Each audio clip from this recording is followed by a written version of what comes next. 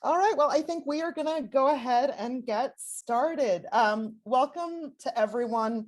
I'm Emily Zilber. I'm the Director of Curatorial Affairs and Strategic Partnerships here at the Wharton Esherick Museum.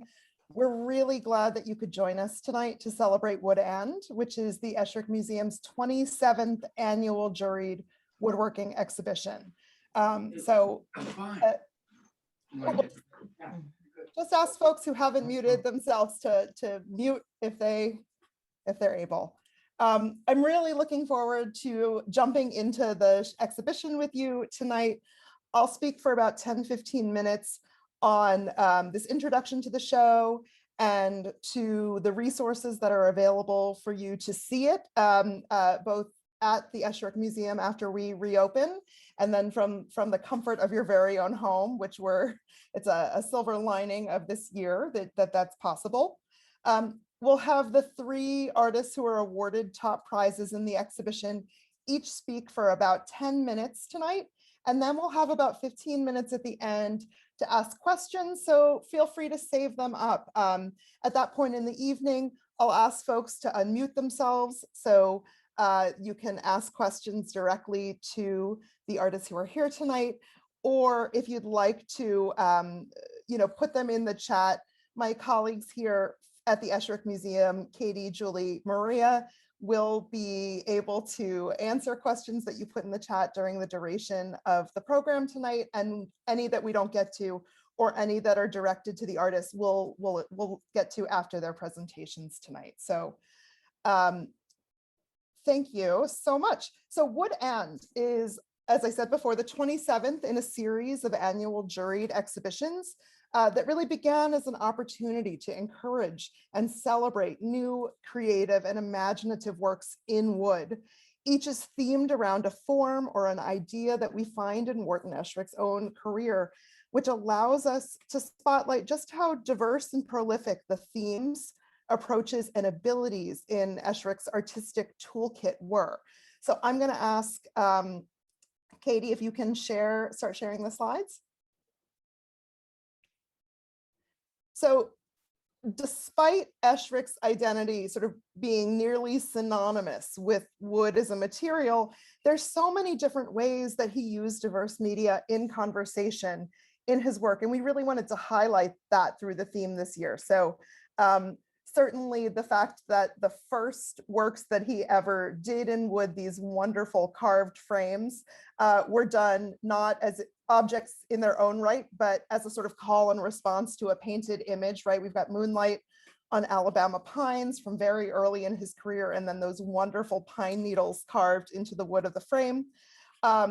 Or something like the hammer handle chair, where he's used this canvas belting in combination with these found hickory hammer handles to create something that is at once wholly Esherick and also made out of materials sourced from the world.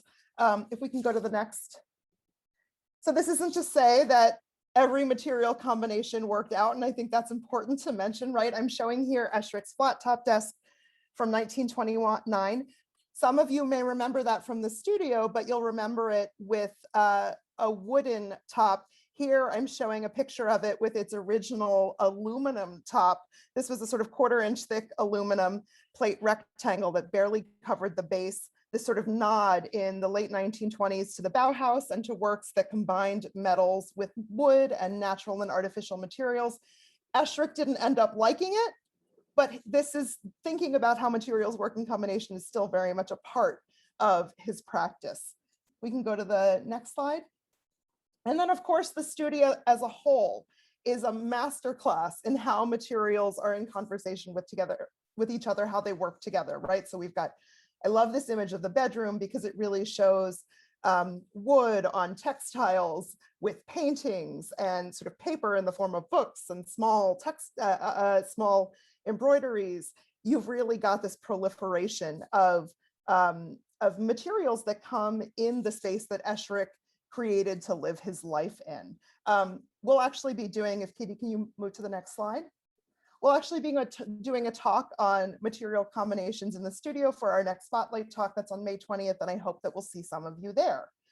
So We received over 150 entries to this exhibition, and the finalists were selected, if you can go to the next slide, please, by Miguel Gomez Ibanez, the furniture maker and president emeritus of the North Bennett Street School in Boston, and Samantha DiTilio on the right, curator of collections at the Museum of Arts and Design in New York. If we can go to the next. So the 26 works that were juried into the exhibition cover a wide range of combinations and approaches to the theme, and I'm just including a couple of them here that really give you a sense of the expanse. This is certainly a different exhibition and opening that we might have had in a more normal year when we could all gather together. While the 3 works that were given top marks by our jurors will be on view at the Esherick Museum when we reopen to the public June 3rd. So book your appointments now. We hope to see you. The 26 works that were juried into the exhibition can be seen in a virtual exhibition on WEM's website. And Katie, if you can show that. So just a little preview of the page, which should be live. You can go check it out and enjoy getting to see all of these objects. And then there's also an accompanying publication. I'm showing here the cover and pages from that. This can be either downloaded for free as a virtual publication, or can be printed on demand as a book that's available for purchase. We're really excited to be able to introduce our audiences to the artists and makers from, and I think we actually have global representation here that we might not have been able to include in an on-site exhibition. I know that there are so many of the artists here tonight.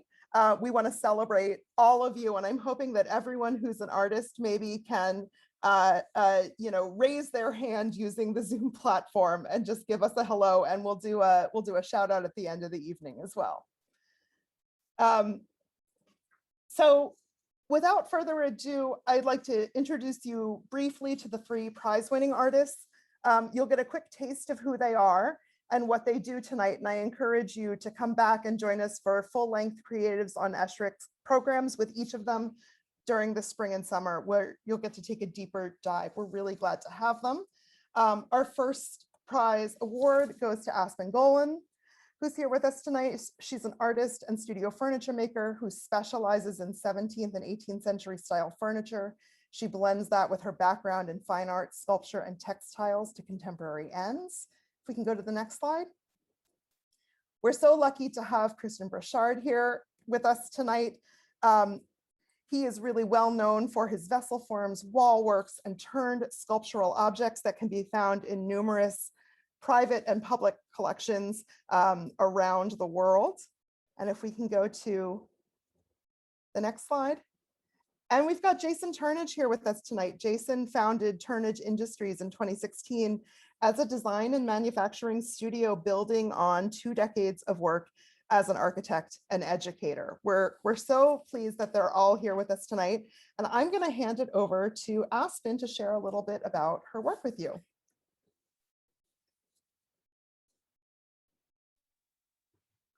Thank you so much, Emily, and thank you so much for having us.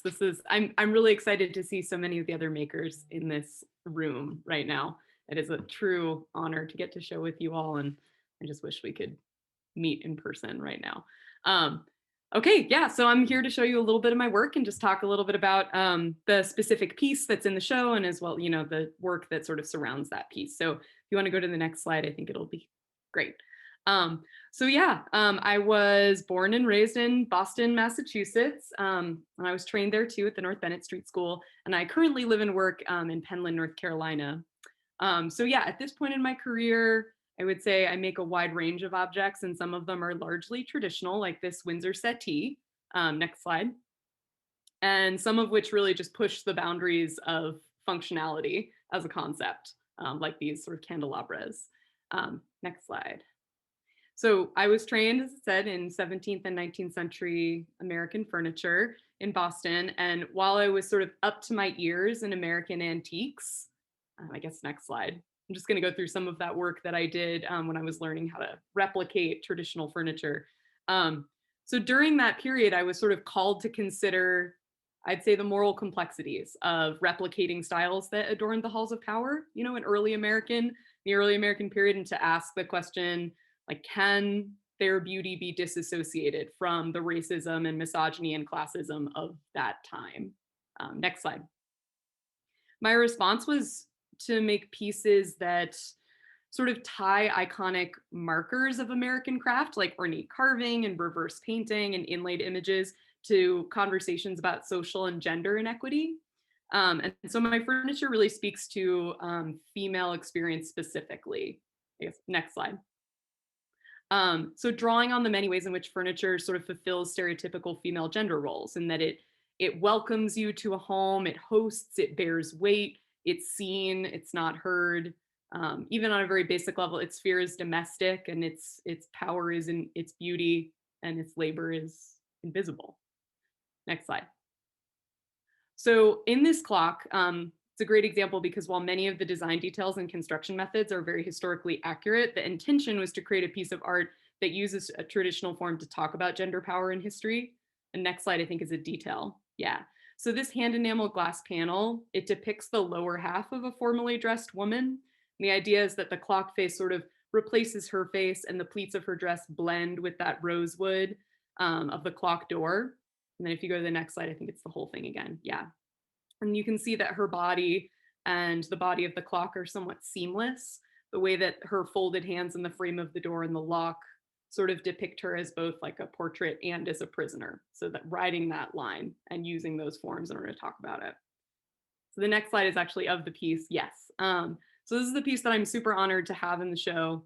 And again, it's in that same series that sort of blurs the line between furniture and figure sculpture, positioning these female bodies in that enameled glass with their loose cloth sort of hanging over the doors, so that it sort of transforms the act of opening the doors into almost a disrobing. So if you go to the next slide, I think it's the doors open. Yes.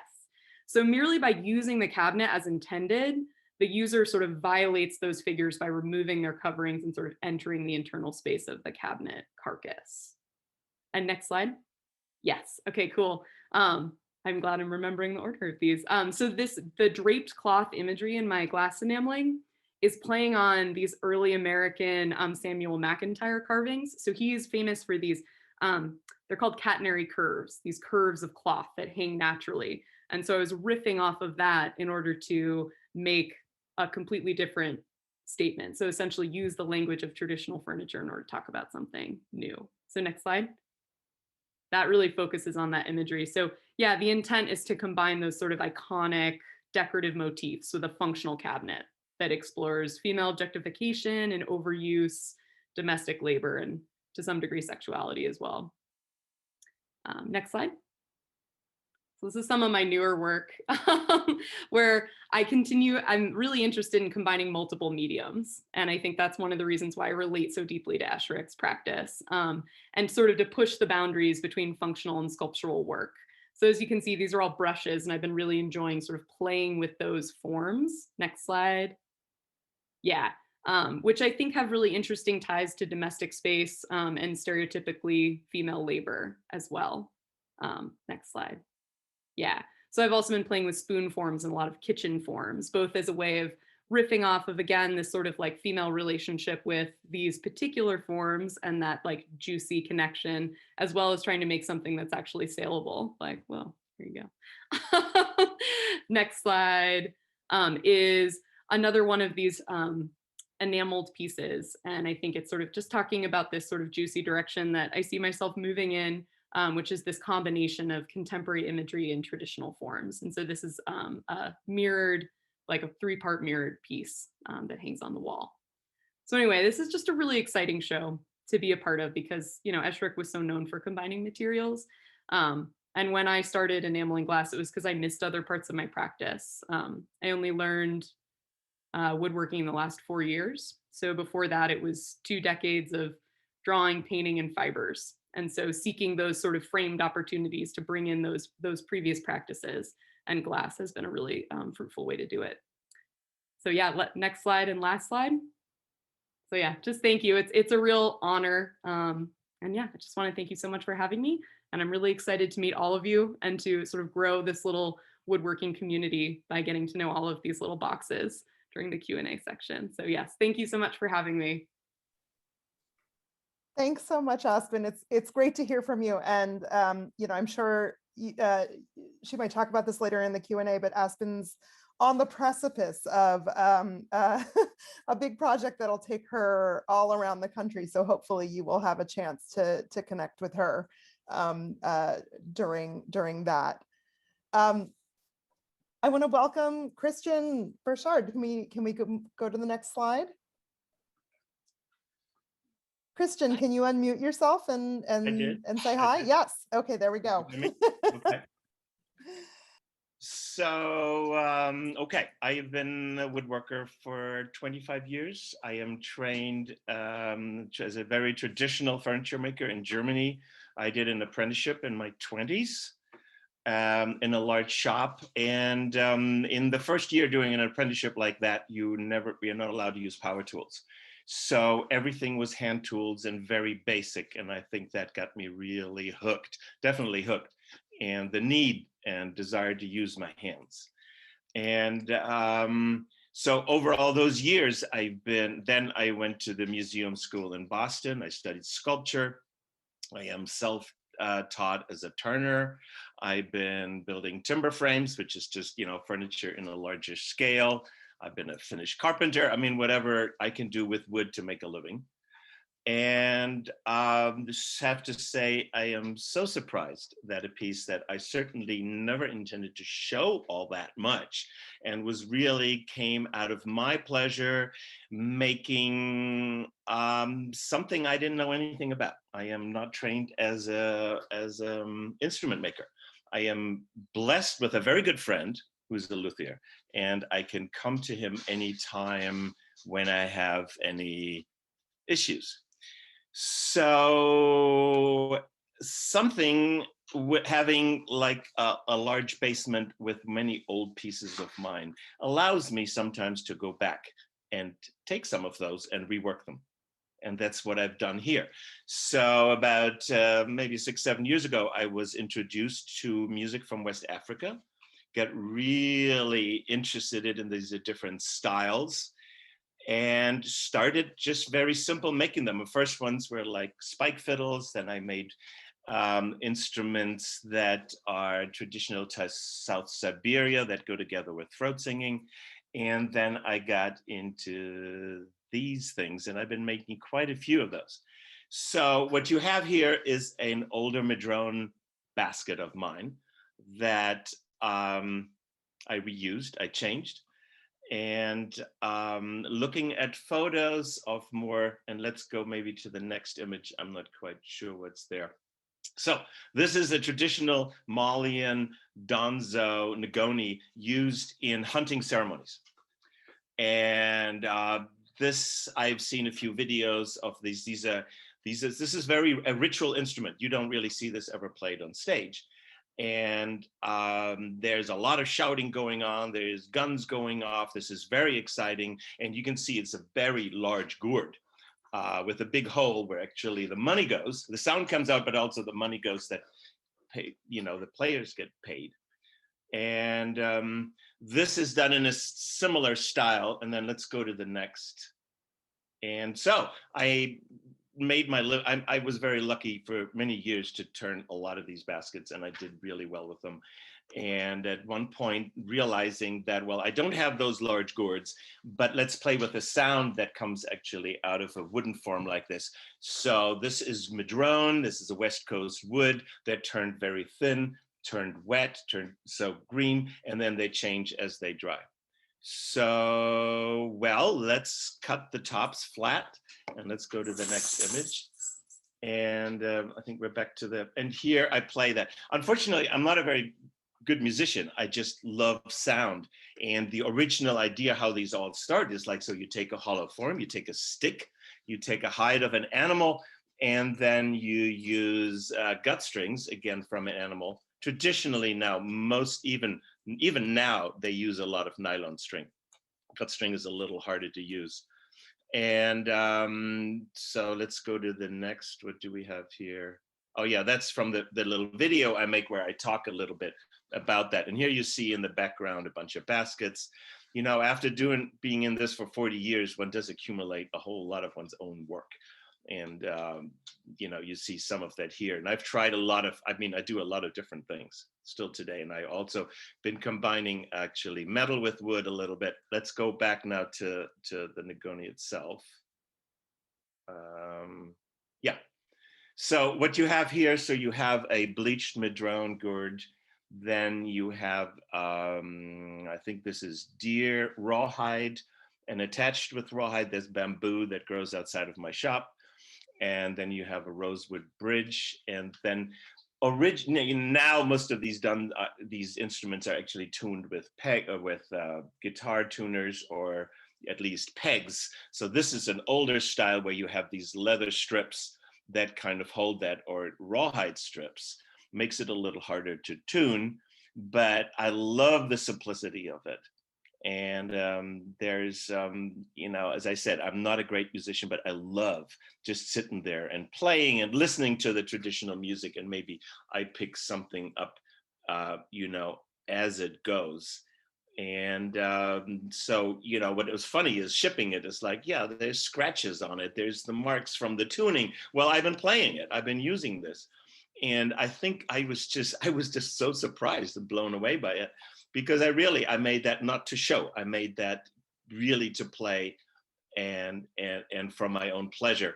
And, you know, it wasn't like a huge amount of skill in here. Yeah, so there's some steam bending on the U, but otherwise it's just, you know, after being this for this long, to be able to get away with the stuff that you really make for yourself. And I'm gotten now into bigger ones. So this is a Donza Negoni. Then there's something called a Jelly Negoni, which is the forerunner of the banjo. So that came with African slaves from West Africa, and then over the years has turned into that. Then you have a Kamala Negoni, which is a 12, 14 string harp. And then comes a kora, which is 21 strings. And that's a whole different story, because you got to be part of families of training to be able to use an instrument like that. And it actually is my next project, but that's a little intimidating when you have 21 strings. And I love the challenge. And I constantly, some of the older ones I take them back apart, something doesn't work, I redo it, I do this and that. And, you know, I love that. So that's pretty much it. Yeah. Thank you, Kristen, for sharing that with us. I love that this is a piece that takes and gives new life to something that is sort of your signature and is leading you in these exciting new directions. That's wonderful to hear. And we'll all look forward to seeing the next the next piece that comes in the well, and you know, a lot of these were made from baskets where I would say, oh, they're not that great, you know, it's just the reason I have them. The problem is now I'm looking at, am I really going to cut these gorgeous pieces apart, or am I just going to sit on them, or maybe make new ones? We'll find out. Thank you. All of them would work. You could take any approach and you could make something great, I think. Thank you. I want to introduce our next artist, Jason Turnidge. If we can go to Jason's, coming from, you know, I think what's so exciting is that all three of the prize winners chosen by Miguel and Sam really come from different perspectives, and I love the sort of diversity of it. And Jason, I'd love for you to share a little bit about your work and your practice and your background. Yeah, so thank you so much. It's really an honor to just be able to show this work with all these talented artists. I'm by training an architect. I've studied architecture, kind of finished up at University of Pennsylvania in 2001, so quite a while ago, and had shifted between teaching at Kent State University and as well as kind of professional work on kind of residential pieces.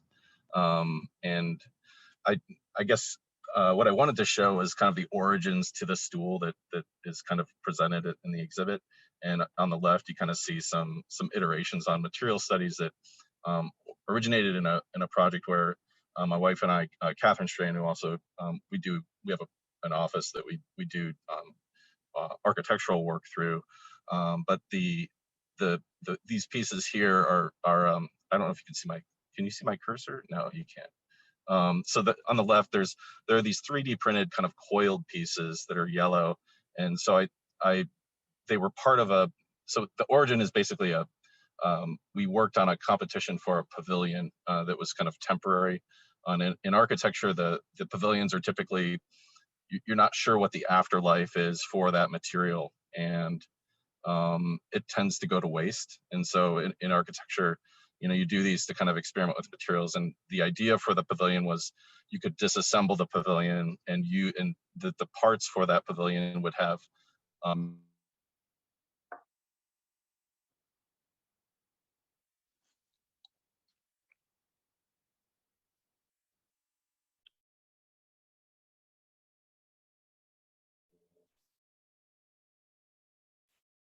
Did we lose Jason for a minute? It seems like, is that,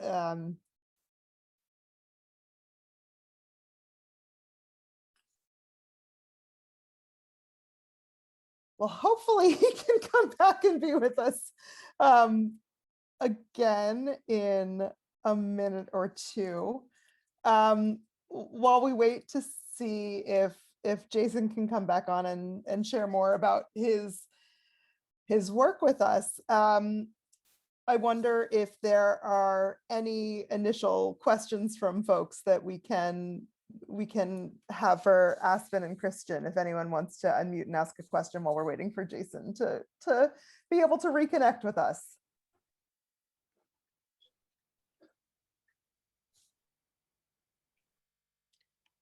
I have a question that I'd like to pose to both of them, which is, at what point in your artistic journeys did you first learn about Wharton? And do you recall who or where you were directed to him?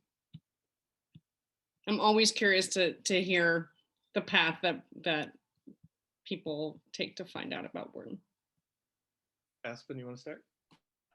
Sure. My first exposure is sort of dreamlike in that I was a very, very small child, and my brother, who's 4 years older than I am, was obsessed with architecture. And so I grew up in Boston, and it's relatively close to Philly, and we must have been visiting somebody, but he dragged the entire family to the Wharton Esherick Museum. And I remember as like just a young kid sort of wandering through, and the only information that I remember gleaning, and it was sort of, it's small, but it was life-changing, was just this idea that he made everything in the house. And just that idea that like from a single person's identity, a space could emerge. And it was like that feeling of like, you could almost reverse engineer a human being just from being in their space, in such a specific space. And that sort of set an idea in motion for me as a little kid, this idea of wanting to build everything from scratch. And that was a big part of how I approach woodworking and how I sort of approach all of my crafts, and sort of from that same standpoint and that same ideal of eventually being sort of like surrounded and known by my surroundings in the way that I imagine Wharton Esherick must have felt in that house. That the last time I was there was at 6 or 7 years old. I love it. That's great. Thanks, Aspen. I was very impressed, especially sort of with the glasswork. Is that ver eglamise? Painting from behind the glass, or what? I'll answer that very quickly, and then I'm super curious, Kristen, about your first experience at the Esherick. But basically, it was just it's glass enameling. So it's crushed glass that's highly pigmented. You paint it on, and then you fire it in a kiln so that basically the glass body as well as the enamels all vitrify and like turn into jelly at the same temperature, and then they cool. And when you take them out of the kiln, it's like stained glass, except that the image is applied, right? So like I can't scratch off that glass or the image because it is actually glass and it's now fused completely. So it's very distinctive. I like it a lot. Thank you very much. Great, yes. I have a friend that's he's a woodworker. His name is Joseph Walsh. I don't know if you've ever heard of him. He's from Ireland, and he just had an exhibition a few weeks ago from Ireland, you know, a Zoom exhibition because everybody's sort of locked down. And I noticed, and I've watched him over the years, how he sort of started like you, and now he's gone completely abstract. And I see that happening with you. I totally see you just, a lot of this furniture is just going to disappear. And that's where you're going. And you really have it in you. You have, it's very interesting and beautifully done. Hi, everyone. I just want to chime in. Thank you so much, Louise, for your comment here. Jason is back. We have Jason again. So I am hoping that we can get started with Jason, and then Christian, we'll have Julie's question about your exposure to Esherick be the first question that we have when we are finished with Jason. And Jason, I hope you'll answer that question as well. Great. Thank you. Sorry. I don't know where we left off, but I basically, it became a fascination with being able to use a stool as a way to kind of navigate kind of materials and kind of details and connections that could not just produce a stool, but could produce a pavilion, et cetera, and become many other things than maybe just a singular item. And so the details seen here, kind of basically looking at kind of developing a detail that that I could craft. In this case, it was iterated in just through the 3D printer. But the earlier studies were ways of testing and crafting through different tools. And in my case, I'm using a CNC mill to kind of craft and carve these materials. But I was looking at the limits of how I could take those tool paths to kind of carve the different tolerances of the materials down, and generate connections. I guess next slide, please. So in this stool,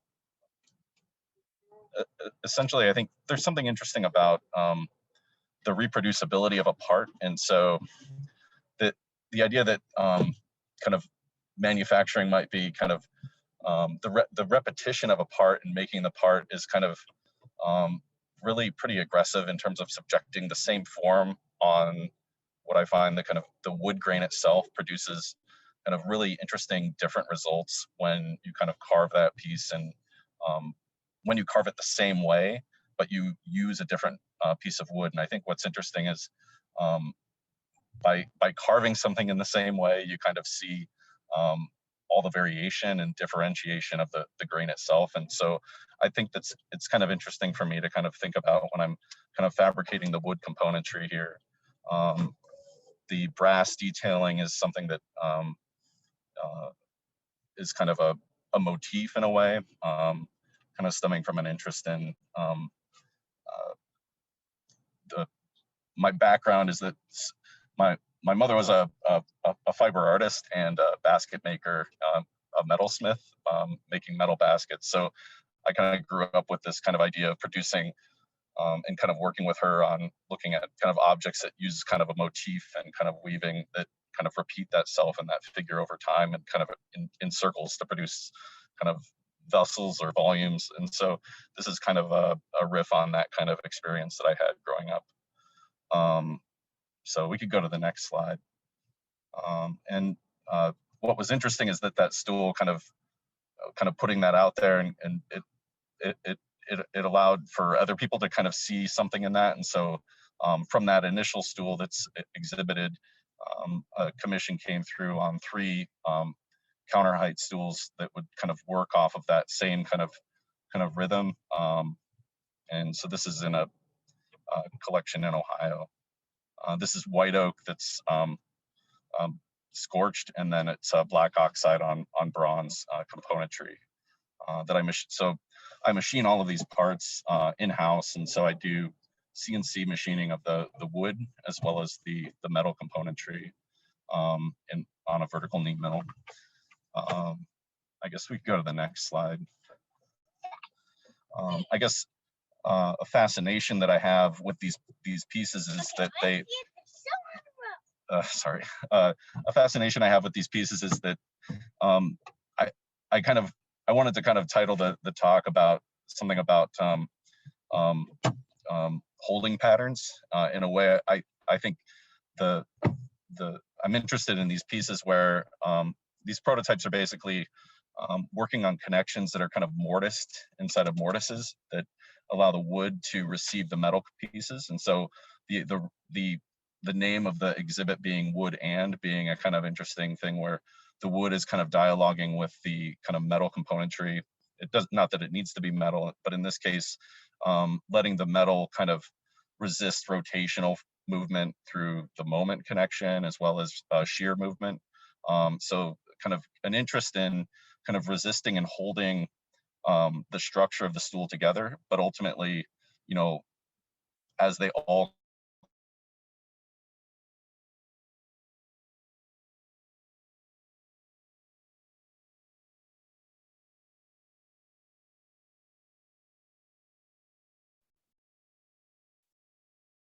So it seems like we are having some further connectivity issues with Jason. Christian, do you maybe want to share until we get Jason back about your first time with Esherick? Yeah, I mean, actually, that was good to have a little bit of time because there's a couple of things I had forgotten. So I mean, I went to school in Boston, Museum of Fine Art, but didn't really get down to Philadelphia. But then later through the Wood Turning Center and Albert Lee Koff.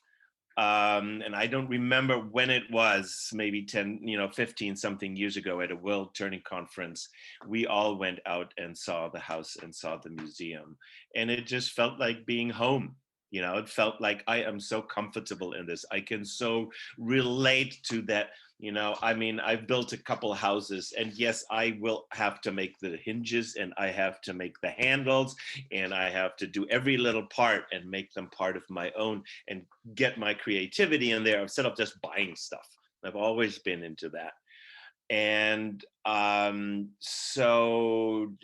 then later on, I know Mark Spheri has written quite a bit about Wharton. And then I started to read a little bit more around it. And because I had seen some of his furniture also at the Moderna Gallery in Philadelphia, and the anthroposophic aspect of his work. And I guess there was a connection way back because the design elements are there. Some of them are very close to Steiner's work, Rudolf Steiner's design aesthetic. And so I could just really connect. I just love it. So, and when this came up, I was just like, okay, well, what do I do that is, brings different materials together? And as I said, I also work with metal a little bit, but there was nothing that I felt would really apply to that. So. Christian, I was so curious to hear you talk specifically about it feeling like home. I'm curious if there are specific things about the studio that brought it immediately to that place of home, or if it was just a place that felt. It was really the attention to every single detail and everything. Mm-hmm. And him making that all, needing to put his creativity or desiring to put his creativity in every possible corner. So how would I design that? How would I make that? Of course there's limits, but I still do that to a certain degree. And so there was some mutual recognition or something like that. And that it was also outside. I remember there you made all those chairs for the theater, right? I mean, It goes on and on and on. And he was not hiding as a woodworker. He was really connected to a larger world. And there's a whole lot of that. I mean, once one starts reading about it. Yeah, you found a kindred spirit, it seems, which is wonderful when we can find an artist who sort of feels like they speak our language. Right. Aspen, I'm curious if you can talk about one of the things that I think is so interesting in the relationship between your work and Esherick's work is yes, we think about Esherick as a furniture maker, as a sculptor, as somebody who worked in 3 dimensions, but Esherick's Esherick's a printmaker as well. He is doing 2-dimensional work, and he's thinking about how iconography can transmit a message or be used in the context of a larger artistic practice. And here in the work that you do, you combine the 2-dimensional and the 3-dimensional. And so I'm curious if you can talk a little bit about what's productive about that for you as an artist. What does that give you? I think that, for me, selfishly and on a process level, 2-dimensional practice found its way back into my 3-dimensional work purely because a piece of furniture was, taking me from the moment of conception until the final coat of finish was dry. It could easily be, 8 weeks, sometimes longer. And that's just not enough time in order to or it's too much time. You need to be able to iterate more quickly, get more feedback from the work, and understand more intimately and more immediately whether you're onto something good. It's like the work tells me whether what I'm doing is valuable. And with furniture, it's such a long game. And so I think that at a certain point, I just got exhausted with the sort of meticulousness and the patience required. And so I was walking home and actually walking past Massachusetts College of Art, Christian, and someone had abandoned an airbrush on the side of the road. And so I took that as a sign and I just scooped it up and started making these giant, super bizarre, super fast paintings on paper, and then realized that those pieces, based on the process I was using, which was essentially cutting up paper, airbrushing the edge, and then putting it back together, is essentially sand shaded marquetry. For anyone who's done that process before, where you cut up pieces of wood and then you burn the edges and then reassemble it. And so visually identical, and then on another level, sort of process wise, very intimately related. And so I think that just the emotional response that I have to 2-dimensional work and the speed with which I'm able to engage with it creates a completely different sort of style, a potential for expression that just I find much more difficult to find in furniture, that sort of immediacy and playfulness and instinct, because there's just so much overthinking that the process invites, right? And so I find that being able to approach a single piece from multiple materials and mediums, it gives me a chance to bring more parts of my maker personality to a piece. And I find it to be a more sustainable process too, because when I'm sick of working with the furniture, I can jump over and start working with, and it's, you have to be able to flex multiple muscles or else you'll just exhaust yourself. So for me, on a process level, I think it has been really important. And then also there's certain things you can say with imagery that you just can't say with form, and vice versa. So I think it's been fruitful for a number of different reasons, but I think those are primary among them. That's great. It's interesting because I think about that, Kristen, in the context of your working with instrument making, right? That you also have this, yes, you're combining materials, but you also have this, you've got the object that you're making, and then you have the additional artistry of being able to play music. And I'm curious if you can, share a little bit more about what you like to play when you use these pieces. Respond to Aspen first. Yes, absolutely. Same response, making furniture, it just takes too long. And I'm actually right now for the first time again, 15 years, making a very large Nakashima inspired table. And luckily there's no time constraint, so I can do it fairly slowly. But I remembered that once I did the drawings, once I selected the wood, put everything together, the rest was just, sometimes got a little old. And that's when I wanted to learn new techniques, because I'm someone who likes the challenge of not knowing what I'm doing. It's really important. To do the same thing over again gets really, really old. And so making an instrument like this is it's just so exciting, because it only starts working when all the parts kind of come together. So, and they're all different. So they all require, different skills. I started, I still remember when a friend of mine came over with a big bucket full of guts. and we made the first strings ourselves, and you get a really idea what actually the process is involved. Here we are like 9 o'clock in the bathtub, watching this stuff out, and it doesn't smell that great. And then you go, once you have it cleaned up, when you have it strung, once you have it polished, here comes this beautiful sound, and the same with the hide that you stretch over. So you just take a hollow form, put the hide over, and it could be a drum, but once you open it up on the side, you put a bridge on it, then all of a sudden sound comes, and all of a sudden you're connected to something way, way, way, way back. The first instruments came from bows.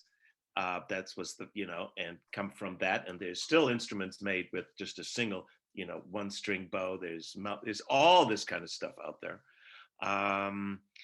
And then you start doing some research. I've never been interested in making traditional instruments, like building a box, making a guitar or something. It was just like, fine, a lot of other people doing that. I just want to play with these wooden forms that especially having put a lot of time in there, maybe like 20 years ago, and here they get a new life. The only thing that makes me sad is that it takes me a long time to learn, because I really don't know much about it. And I am not very good just sitting down with notes, learning something. I just got to do the same thing over and over again. And I listen to the music and suddenly your fingers pick something up. And West Coast Malian music is really fascinating. There's a culture that is so old and that's still carried in the music today. And especially Kora music. And so, and I've never been there, and I'll never be really good at it, but I get a great pleasure out of doing it. I mean, just sitting down, you put this all together. Oh God, it's just wonderful.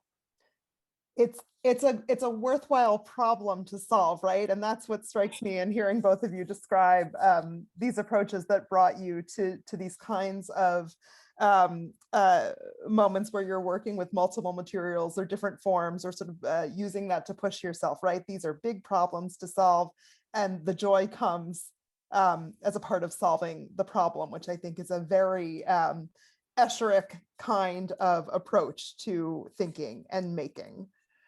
I'm hoping that we can open it up to anybody else who might have questions. If Jason is able to hop back on, we'll continue with him. And Katie, why don't we can take down the slides and put them back up if Jason's able to come back in. But I'm hoping that people, if they have questions, will unmute themselves, or you're welcome to put questions in the chat as well.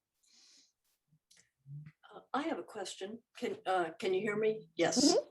Mm-hmm. For Aspen, I love your forms, and I love how you've combined the very, very traditional and beautifully made traditional pieces with your message. And your pieces are they're very traditional and yet almost animated. I can sort of almost see them start to move. And I was just wondering if, I know you've used different forms in your smaller pieces. I wonder if you are thinking at all of, kind of going that way with your furniture pieces. Yes. The smaller work, I think, is also it's a way of iterating. I mean, everybody who I know who makes furniture, you can't stop them from rambling on and on about the value of making models, right? Or like tiny mock-ups. And I think that is valuable, not only because you can see it in 3 dimensions, but also because the cost of iteration is so low, right? I mean, if something feels a little bit off, you just fix it, right? You like pull the hot glued leg off and you make a new one out of paper. And so for me, like, the brushes are somewhere in between. I mean, they're not paper. They take me time, probably longer than I like to admit, because I'm a real fussy budget when it comes to sanding and whatnot. But they're my way of sort of prototyping and testing ideas that are a little bit too weird or potentially too material complex to just immediately integrate into a large piece of furniture. But I keep them around, or at least I keep one of every type around, because I like to imagine that they're going to become part of larger pieces eventually.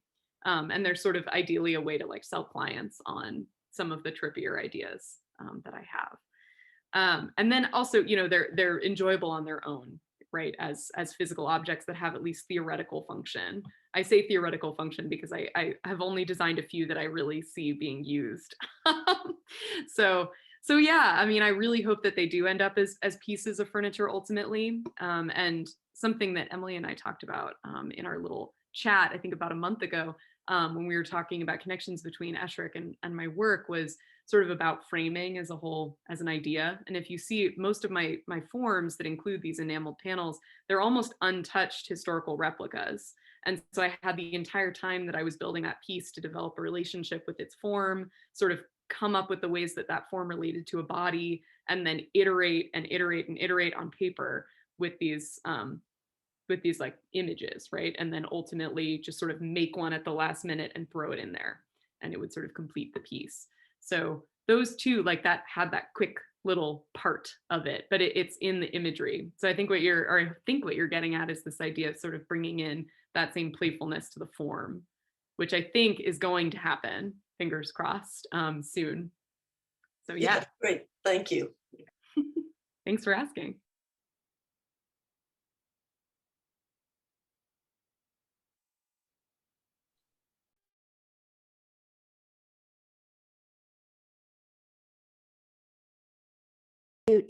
When are you adding the new building? I heard you were a couple of years ago. An addition to the museum, is that correct or incorrect? On the part where we used to drive the cars in, there was a piece of land there that you were going to build on.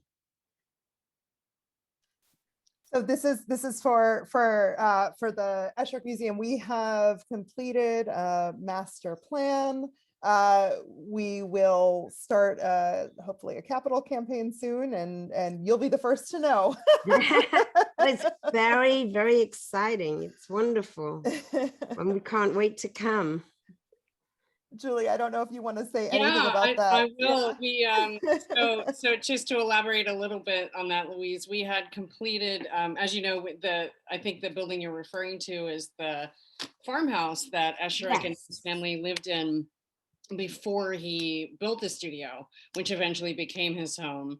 The farmhouse had been sold out into private ownership for many decades, and then was repurchased by the institution right before I started in 2014. And we had the opportunity to purchase it back. And then some years went by, and we got through a master campus planning process, which we completed on March 11th of 2020. And we were full of energy. We had cake. We were so excited about this new vision, which allowed us new programming space, new exhibition space, all the things that we've never had before, to give visitors the chance to really, and artists, to be in dialogue with Esherick's work and do all of these things that we've never had the opportunity to. And then of course 2020 came along, and but we're full of energy and vinegar, and we're going to do this. So you'll be hearing from us, you'll be seeing plans, and we are going to pick up that thread and start this whole process as if 2020 never happened. So if you're curious, certainly stay connected with us, and we'll be sharing renderings, which we have, and we'll be making a concerted effort to realize that vision. Definitely. And it will be exciting, yes. I know we have some other questions, but I see that Jason has come back, and I would love to give him a chance to finish talking about his work. So let's see if we can do that, and then we can hang on a little bit at the end to make sure that everyone's questions get answered. So Katie, if you mind bringing, yeah, there we go. Hi, Jason. Thank you. Third time's a charm. Huh? Let's hope. Let's hope. Oh my gosh. All right. So I guess I left off where I was talking about these details which kind of support one another. And so I think the way that the metal kind of works is kind of really interesting in relation to the way that it can resist certain actions and stresses. So I think really that's kind of an interest here. So these are kind of, so I do a lot of kind of hand sketching and kind of like working through 3D printing and modeling and physical prototyping to see what I can actually craft with more precision or experiment or test with grain direction to see how the material behaves, not just in my sketches, but in models, but in kind of the physical prototyping. You can go next slide. And so the same commission where the 3 stools were commissioned, the person has this commissioned this table to kind of exist in the landscape. And so this is a teak frame using a continuation of the detailing I was using before, but uses these little blocks that I machine out of bronze. And this is black oxide on bronze componentry that these parts are machined on a 4th axis. So in a way it's like a lathe, but it allows me to kind of position the exact positions between the parts to produce geometries that can kind of support the horizontal surface.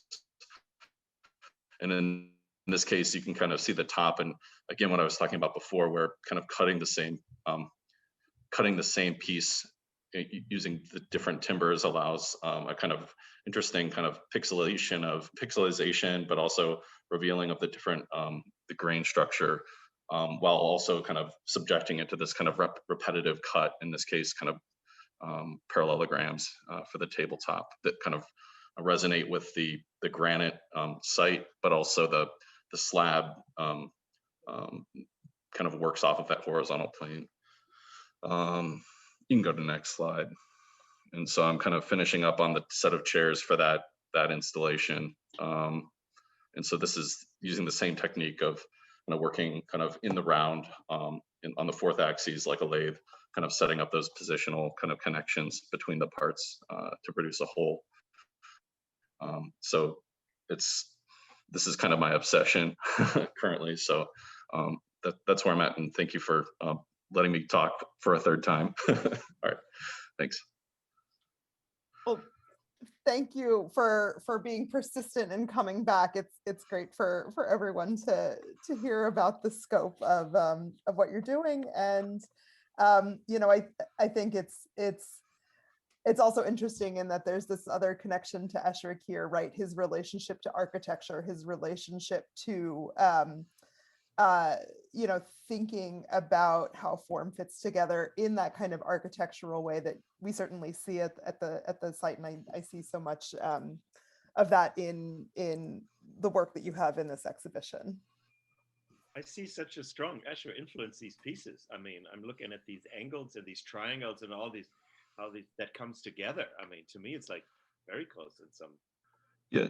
So, you know, in doing the initial stool, the profiles were cut so that when you look at it from a certain angle, the surfaces appear flat, like you're almost working in 2 dimensions, like a kind of like the stool that's exhibited at the Esherick Museum right now. It's, if you look at it from a certain angle, it starts to kind of elude a 3-dimensional kind of reading.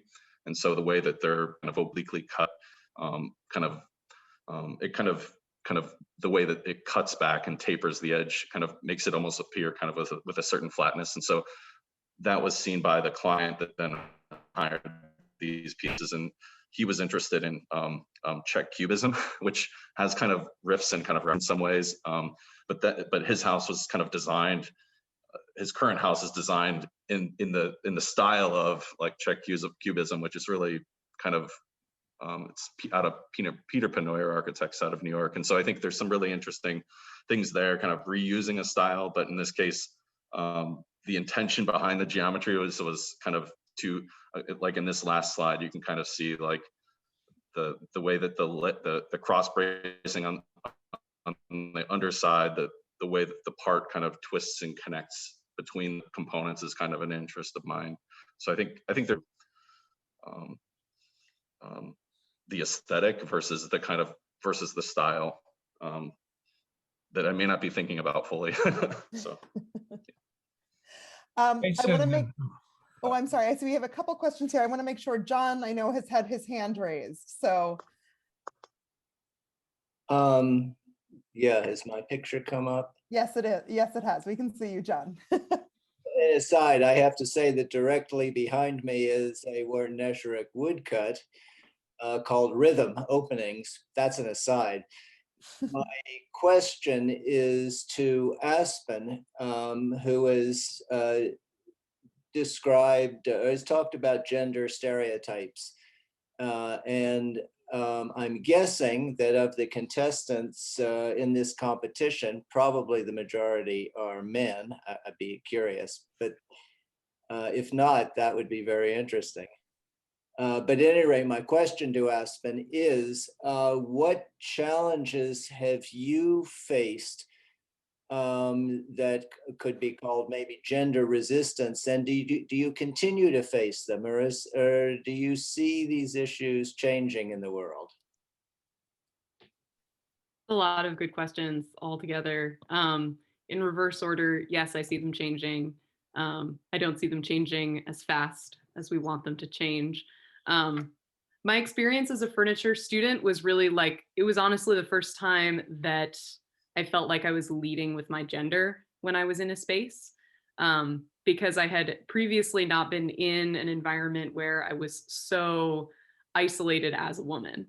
So for that reason, like, I don't know how to explain it any other way than to say, in most situations, I didn't have to be aware of my gender in the same way that, you know, in this situation, I don't have to lead with my race because we were primarily white in this room, like, right?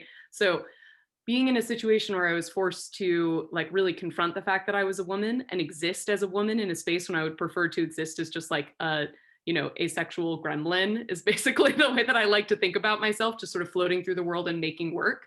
All of a sudden people were interested in the fact that I was a woman. They were like treating me like a woman, whatever that means to them. And I was having to reckon with being a woman all day, every day. And so that work and that experience, it became part of my furniture because it had to come out somewhere. And so I started reckoning with it directly through the act of making furniture in the space that I was being treated like a woman in. And so it became this sort of like quiet, but if you're looking at it right, very loud rebellion against the experience of being constantly typecasted as a woman and seen as a woman and being forced to see myself as a woman. And I will say that even to this day, like, it is rare for me to have an interview or experience professional success and not have my gender come up. And I think that is sort of, that's the new layer at which I'm sort of dealing with that and, you know, dealing with my own imposter syndrome around deserving things and understanding, you know, what role, you know, my womanness has to do with, you know, my success as a maker, and trying to constantly parse those things out and feel valuable and worthy in these spaces. I don't know if that makes sense. I mean, there's really like, it's so many pieces that I would like to say shouldn't exist, and yet they do. And then directly engaging with them has, and those sort of the resistance of the community to accept me as a woman has actually created like an incredibly powerful community for me of people who are accepting and who do create space. And I have found a lot of empowerment through creating space for other women and people of color and non-gender binary folks in the field of woodworking. So being able to extend that field just through my own participation has been incredibly fulfilling. If I may say, you are incredibly articulate about these issues, and I think you should embrace them because you talk about them as well as anybody could. Is my lived experience, my friend. I would actually love to hear from many more of the women in this call, because there are a lot of women in the show, some really incredible female woodworkers in this show. One of them, Kate Davidson, is actually here, and I keep seeing her beautiful face floating around. Yeah, there's a lot of really incredible work by women in this show. Yeah, and John, I answered this in the chat, but there is actually both in the submissions to the call and in the final selections, a really parity almost with regard to gender. So we're happy to have that kind of representation. Absolutely. I want to make sure I have, Elizabeth had asked a question for Christian about your use of local woods. Can you talk a little bit more about that? Yes, I've used local woods mostly exclusively, except for some details where I sometimes have used exotics. So when I was still doing furniture, I would actually mill most of my own tree. I would probably get all the black walnut trees here in the valley. And the madrone that I'm now using all comes from about like 50 miles from around here. The yew comes out of the woods just outside here. So there's plenty of, I mean, this is Southern Oregon. So we don't have that many hardwoods, but that's always been really important to me. I mean, the direct contact to the material to see the trees and go from there. You know, always. And then in the turning, which I've done a lot, it's really different because you don't have to slab your trees. You don't have to cut everything flat. And also I wanted to address quickly another thing that Aspen brought up, the whole thing about pushing your boundaries and trying to bring new ideas. You get bored with this and that, and that's where collaboration comes in. And I've been at quite a few MLA conferences and other conferences, and when you get stuck, it's the best way to move on because you get challenged with another person's aesthetic. And I actually have another piece in the exhibit, which is a collaboration with Christy Kuhn, where it's also green madrone and felt. And it opened, once you start working with somebody so closely, it opens up a whole new world. And I know that a lot of people who have been to the conferences are, you know, very aware of that. And anyway, I was going to be, collaboration is very exciting. Difficult, sometimes difficult. You can make really, really bad pieces that don't do anything, but once you get it, it's just great. And we have a few collaborative pieces that were selected for the exhibition. So I think the power of that is a testament, is testified to in the selections that were made. I see that I have a question here from Laura to Aspen, asking if you think you could gain the same result but quicker by using ready-made antiques in the work that you do. It is such a good idea. And I think like, yes, let's do that. I do think that it takes me a long time to develop a deep personal relationship with the form, which I think is one of the more important elements of like creating a successful connection between the imagery and the piece. And so I worry that I would need to collect, you know, have a barn essentially to collect all of these antiques and then just stare at them for a long time and like have them, you know, when you're making a piece of furniture, it's like, you know, it's like a house plant. It like grows in your intimate space for a long period of time and you get to know it and you like recognize all of its little changes. And I find that that process was always really important as I developed the imagery. And I've had a few people approach me about just putting imagery into their work, and I'm like, great, let's try it. And then I realized that I don't have that intimate connection with the form yet.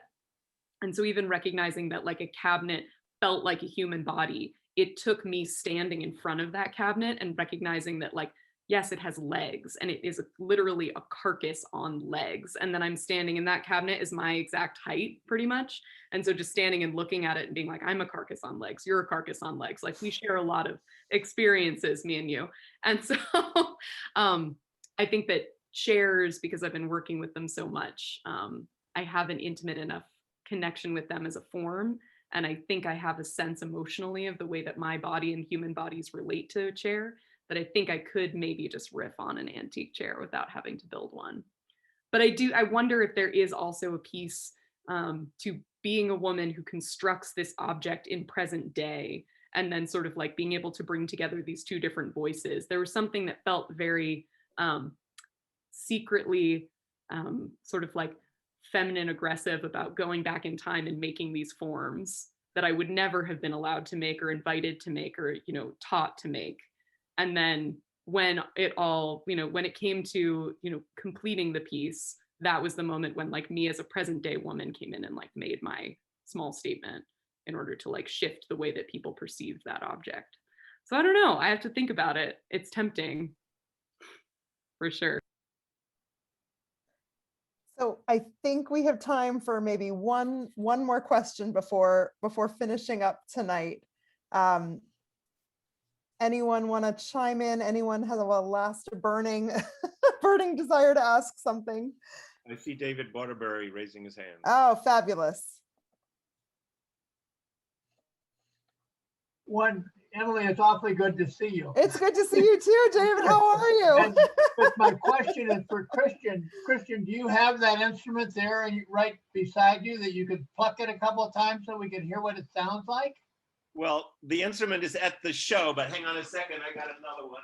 So while Christian is heading off to get that, I will also say there is a link to a YouTube of him, a video of him playing the actual instrument on the museum's website, and we'll make sure that you all get connected to that, and it's part of the online exhibition as well. So I'll let you take it away. This is a wonderful way to end the evening. I didn't tune it, so it probably is Okay. a little bit.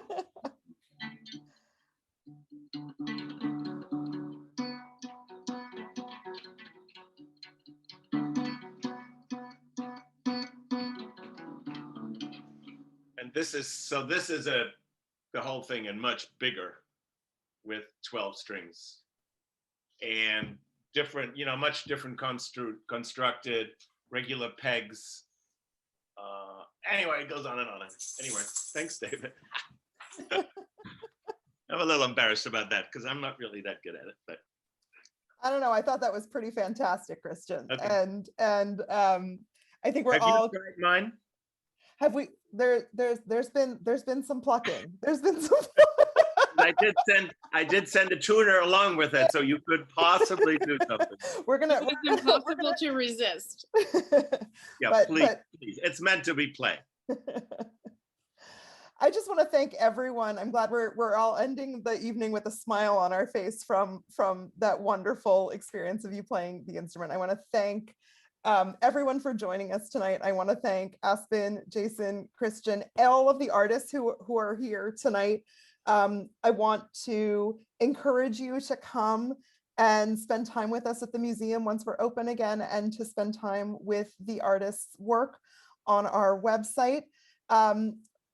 Don't forget to visit that, and then to come back for our spotlight talk on the 20th, and to check out other programs that the Esherick Museum is doing virtually. We love to see you from wherever you are. And what I'm going to ask, what we usually do when we end a program, is that everyone unmute, give a shout, say goodbye, and I'm hoping that we can end on a sort of beautiful moment in the way that we did with your music, Christian. Thank you very much. Thank you very much. All right, thank you. Bye. Bye. Thank you. Bye.